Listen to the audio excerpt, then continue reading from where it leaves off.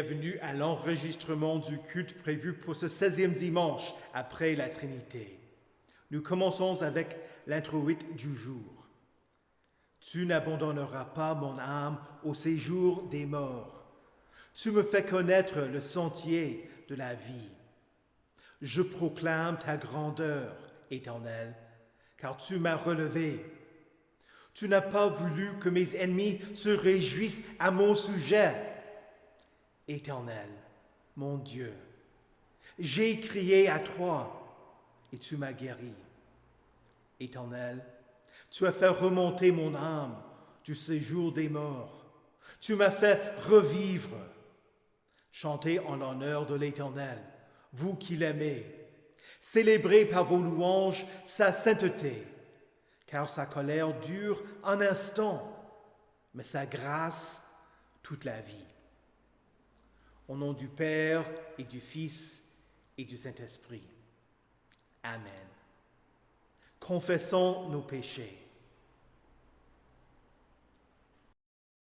Dieu Tout-Puissant, Père miséricordieux, je confesse devant toi, moi, pauvre et misérable pécheur, toutes mes iniquités et mes péchés par lesquels je t'ai offensé et mérité ta juste colère et ton châtiment, dans le temps et dans l'éternité.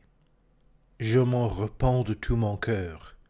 Je regrette sincèrement de les avoir commis, et je te supplie, par ta grâce infinie, et par les souffrances amères et la mort innocente de ton Fils bien-aimé, Jésus-Christ, mon Seigneur, de m'accorder ta grâce et ta miséricorde. Amen. L'apôtre Jean écrit, « Si quelqu'un a péché, nous avons un défenseur auprès du Père, Jésus-Christ le juste. Il est lui-même la victime expiatoire pour nos péchés, et non seulement pour les nôtres, mais aussi pour ceux du monde entier. Que le Dieu Tout-Puissant ait pitié de vous, qu'il vous pardonne votre péché et vous conduise à la vie éternelle. Au nom du Père et du Fils et du Saint-Esprit. Amen.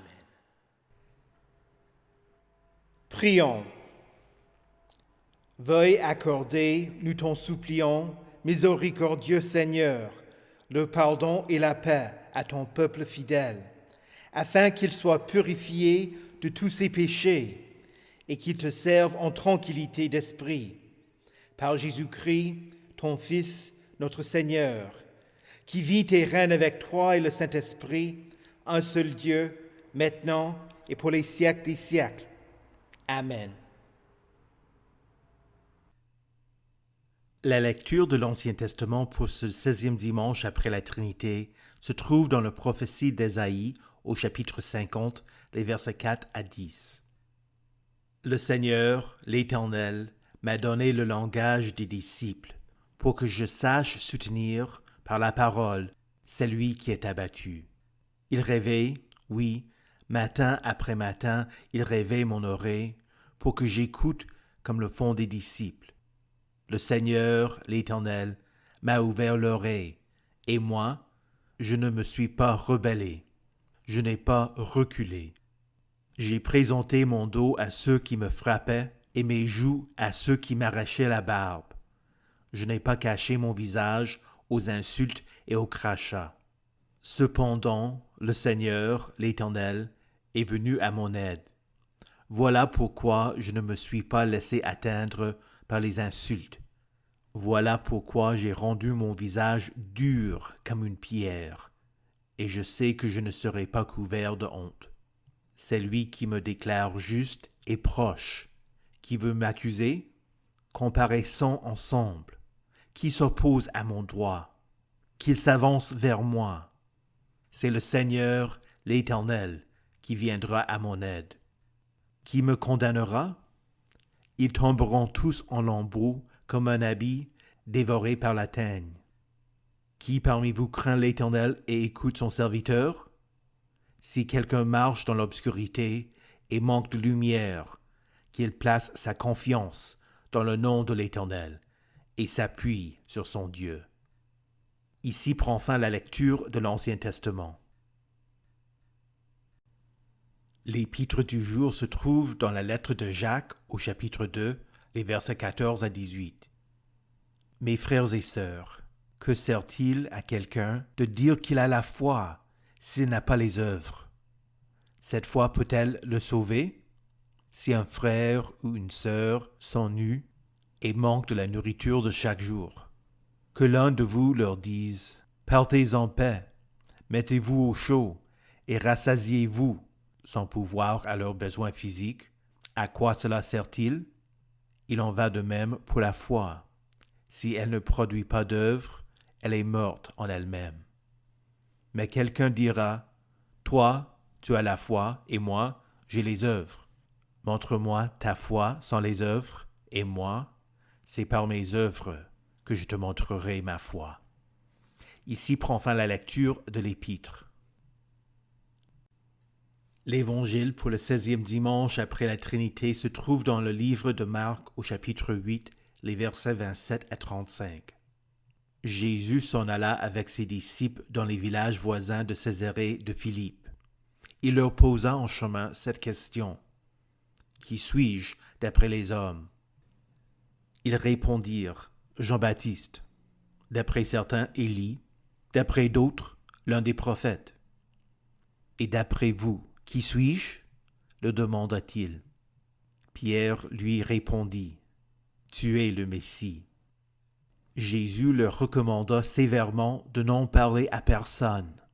Alors il commença à leur enseigner qu'il fallait que le Fils de l'homme souffre beaucoup, qu'il soit rejeté par les anciens, par les chefs des prêtres et par les spécialistes de la loi, qu'il soit mis à mort et qu'il ressuscite 3 jours après. Il leur disait cela ouvertement. Alors Pierre le prit à part et se mit à le reprendre. Mais Jésus se retourna, regarda ses disciples et réprimanda Pierre en disant « Arrière, Satan, car tes pensées ne sont pas les pensées de Dieu, mais celles des hommes. » Puis il appela la foule avec ses disciples et leur dit « Si quelqu'un veut être mon disciple, qu'il renonce à lui-même, qu'il se charge de sa croix et qu'il me suive. En effet, celui qui voudra sauver sa vie la perdra, mais celui qui la perdra à cause de moi et de la bonne nouvelle la sauvera. » Ici prend fin la lecture de l'Évangile. Heureux ceux qui écoutent la parole de Dieu et qui la gardent. Confessons notre foi. Je crois en Dieu, le Père Tout-Puissant, Créateur du ciel et de la terre. Je crois en Jésus-Christ, son Fils unique, notre Seigneur, qui a été conçu du Saint-Esprit et qui est né de la Vierge Marie. Il a souffert sous Ponce Pilate, il a été crucifié, il est mort, il a été enseveli, il est descendu aux enfers, le 3e jour, il est ressuscité des morts, il est monté au ciel, il siège à la droite de Dieu, le Père Tout-Puissant, et il viendra de là pour juger les vivants et les morts. Je crois au Saint-Esprit, la Sainte Église universelle, la communion des saints, la rémission des péchés, la résurrection de la chair et la vie éternelle. Amen.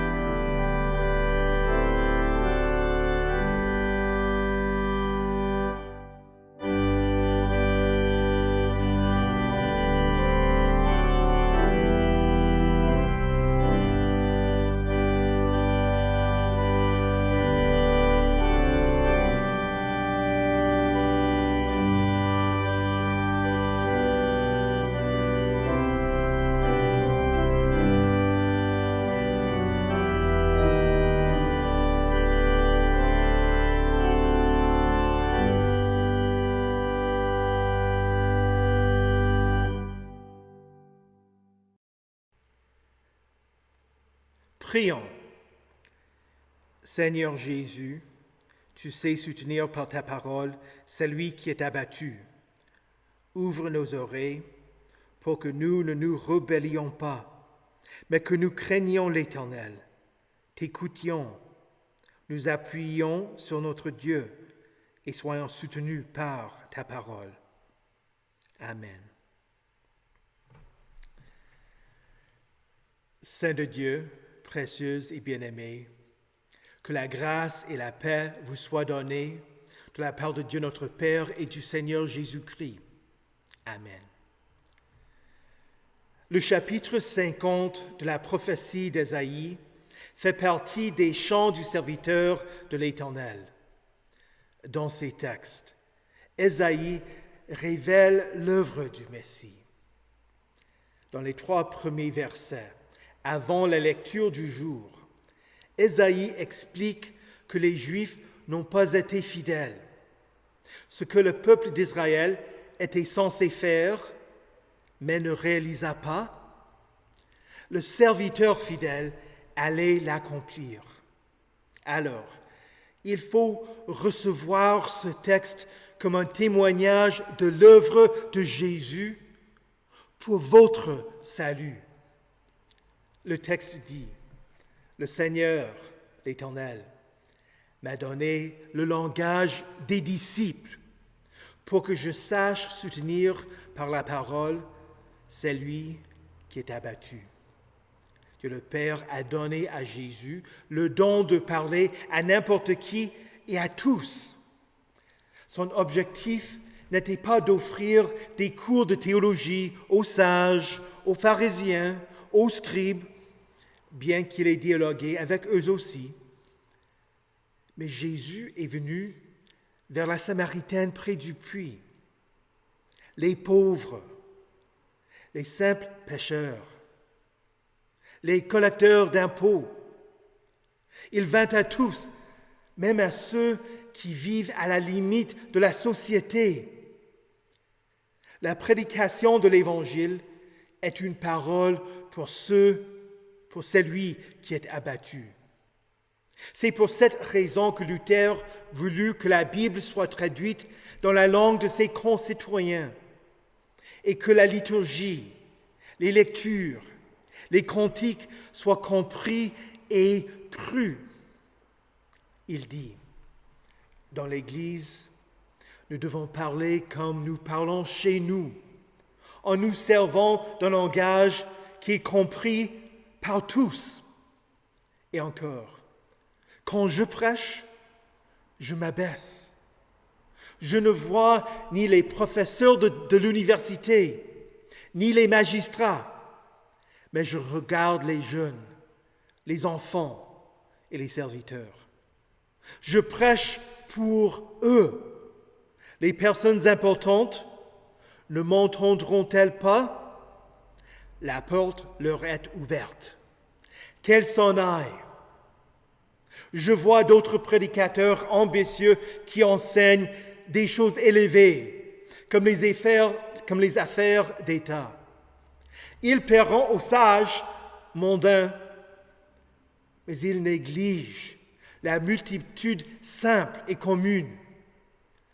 Un prédicateur droit et fidèle devrait prêcher pour les pauvres et les simples. Fin de citation. Ce désir de communiquer à tous ne vient pas de Luther, mais de l'Éternel. La lecture de l'Ancien Testament dit qu'il donna à Jésus le langage des disciples. Autrement dit, Jésus vous parle. Il ne parle pas pour vous faire une démonstration d'éloquence, mais pour vous enseigner et pour vous réconforter. Par sa parole, Jésus soutient celui qui est abattu.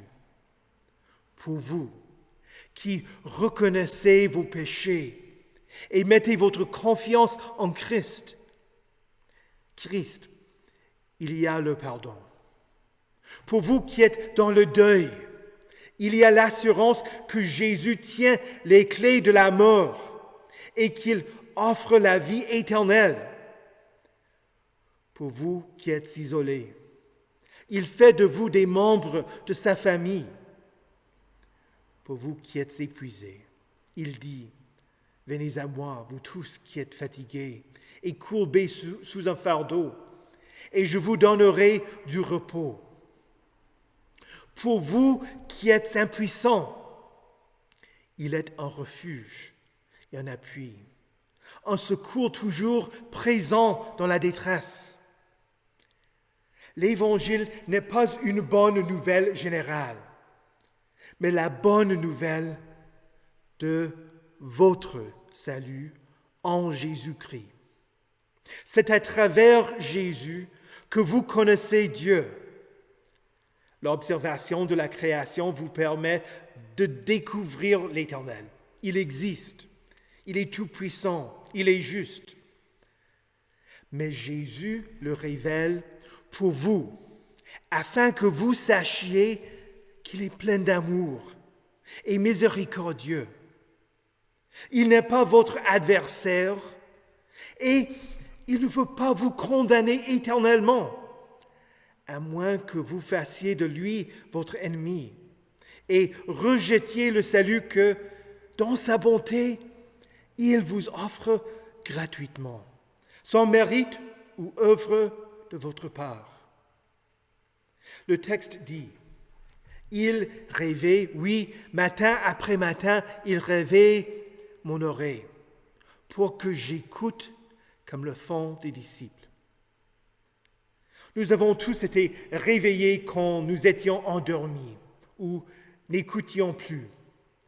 Combien de fois quelqu'un m'a demandé, « Gary, tu m'écoutes ?»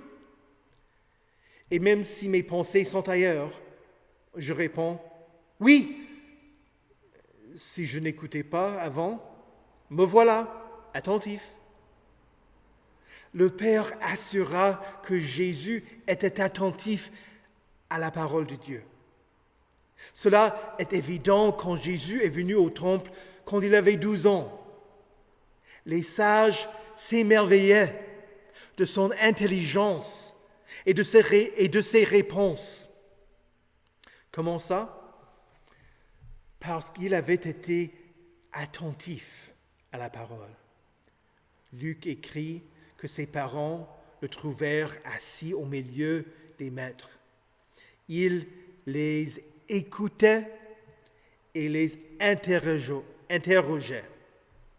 D'une part, il avait appris beaucoup de ses parents et en écoutant la lecture des textes sacrés et les sermons à la synagogue. D'autre part, il persévérait pour grandir dans sa foi. Car Luc nous dit que Jésus grandissait en sagesse, en taille et en grâce devant Dieu et devant les hommes. Quelle belle image! Le Fils de Dieu est en 4, 5, 6, 7 ans. Apprenons la foi en famille. Jésus écoutant les sermons du rabbin à la synagogue. Le serviteur de l'Éternel, assistant aux grandes fêtes juives à Jérusalem, pratiquant sa foi, de la même manière que j'assiste au culte quand l'un des diacres se charge du culte ou quand il y a un échange de chair et que le pasteur Jotzi vient ici. Jésus accueillit la parole et l'écouta parce que l'Éternel réveillait son oreille. Le verset 5 dit, « Le Seigneur, l'Éternel, m'a ouvert l'oreille et moi, je ne me suis pas rebellé, je n'ai pas reculé. » Il n'a pas suffi que Jésus écoute la parole, mais il l'a mis en œuvre. Il était obéissant. Quand j'étais jeune, il m'est arrivé de ne pas faire ce que l'un de mes parents m'avait demandé. Plus d'une fois, mon père m'a dit, « Qu'est-ce que tu as? Est-ce que tu as de la cire dans tes oreilles ?» Tu ne m'entends pas? Mais Jésus se soumit à la volonté de son Père, sachant qu'il était le serviteur de l'Éternel, qui allait souffrir et mourir pour expier vos péchés. Vous, moi, le monde entier. Nous nous sommes rebellés contre la volonté de l'Éternel. Nous reculons. Aussi fidèle qu'avait été le peuple d'Israël, il faut admettre que nous ne sommes pas mieux qu'ils ne l'étaient. Qui n'a pas entendu un sermon et dit « Ce sermon était exactement ce que la personne là-bas avait besoin d'entendre » ? Non. C'est à chacun de nous d'entendre et de prendre au sérieux ce que dit l'Éternel. C'est à moi d'admettre. C'est moi qui entends. Mais je n'écoute pas. Voilà la raison pour laquelle il a fallu que Jésus vienne. Si le verset 5 parle de l'obéissance active de Jésus, c'est-à-dire qu'il faisait ce que la loi demande, le verset 6 de notre texte présente l'obéissance passive de Jésus face à ses accusateurs. Il se soumit aux souffrances que la loi nécessite. Il offrit son dos à ceux qui le frappaient, ses joues à ceux qui arrachaient sa barbe, son visage à ceux qui l'insultaient et qui crachaient sur lui. Jésus souffrit l'enfer, la punition que méritent vos péchés et mes péchés.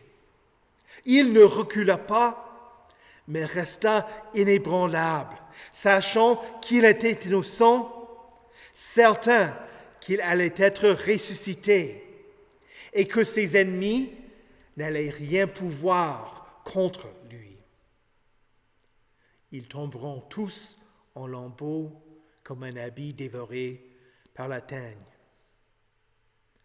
Comment pouvait-il en être certain?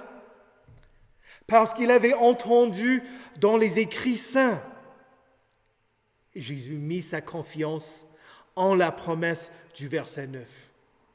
C'est le Seigneur, l'Éternel, qui viendra à mon aide. Qui me condamnera? La justice de l'homme vacille dans ce monde. Mais la justice de Dieu corrige les injustices de l'homme. Voilà l'espérance chrétienne. Vos injustices, mes injustices, c'est la justice de Dieu qui les corrige par la foi en Christ.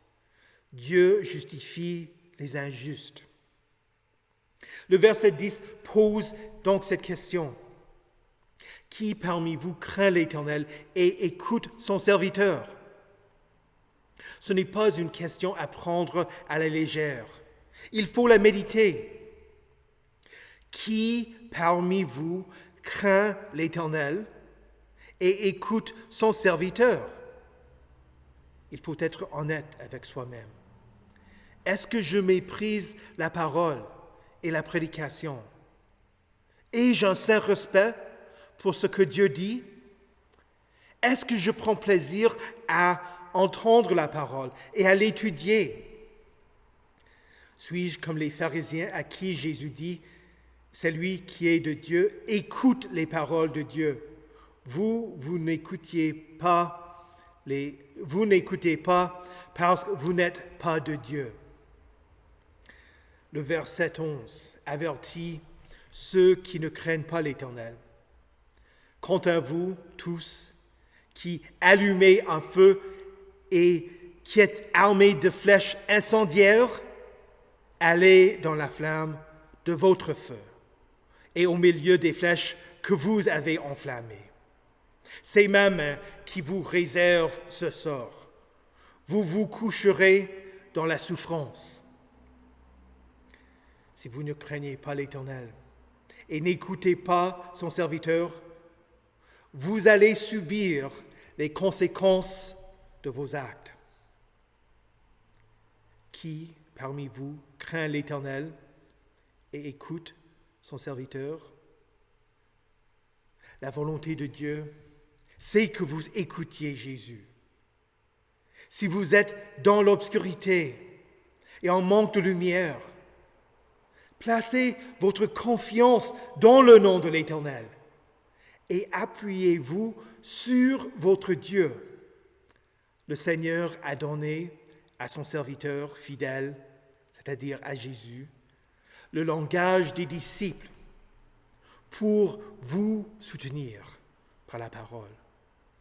Votre réconfort vient du serviteur de l'Éternel. Jésus a écouté la parole afin de vous parler, afin de vous réveiller, afin que vous croyiez, afin que vous soyez soutenus par la parole. Au nom de Jésus. Amen. Que la paix de Dieu, qui surpasse toute intelligence, garde vos cœurs et vos esprits en Jésus-Christ pour la vie éternelle. Amen. Prions. Dieu éternel, tu as créé l'humanité sans péché, mais depuis la chute, tout homme engendré selon la nature est coupable du péché originel et commet des péchés.